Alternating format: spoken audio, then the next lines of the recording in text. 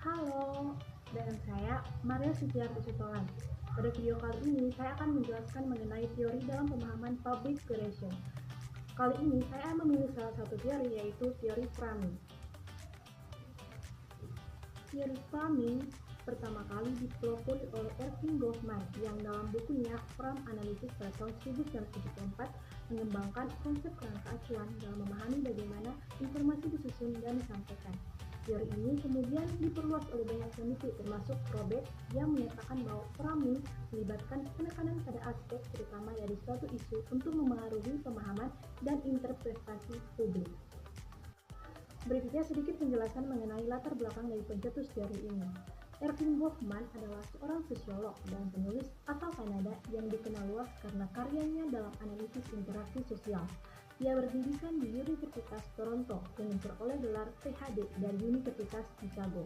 Goffman mengembangkan konsep-konsep penting tentang identitas, stigma, dan presentasi diri dalam kehidupan sehari-hari. Karya utamanya dalam bukunya yaitu The Presentation of Self in Everyday Life. Goffman mengeksplorasi bagaimana individu mengatur menampilkan mereka dalam interaksi sosial.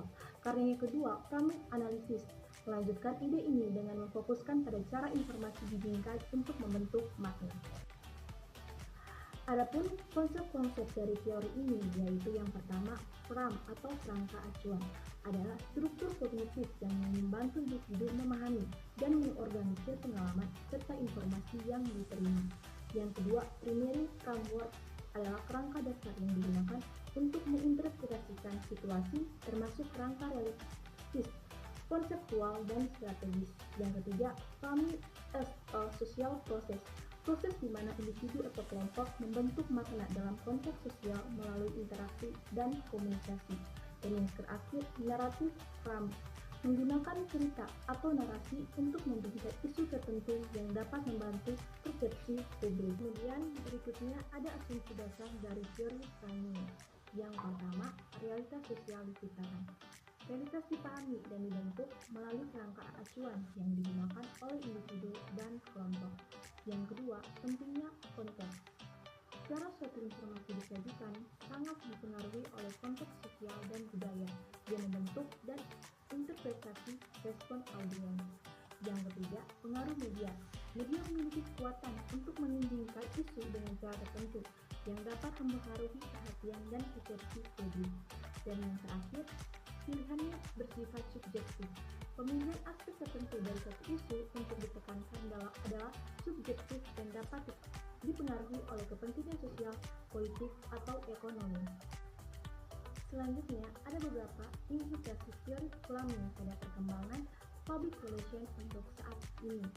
Yang pertama adalah strategi komunikasi yang terarah. Public relation dapat memanfaatkan framing untuk membentuk narasi positif tentang organisasi atau isu tertentu, menyoroti aspek yang diinginkan untuk memengaruhi opini publik.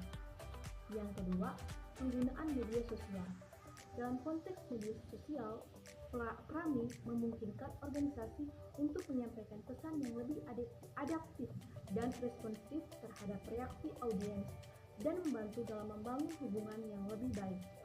Yang ketiga, manajemen krisis.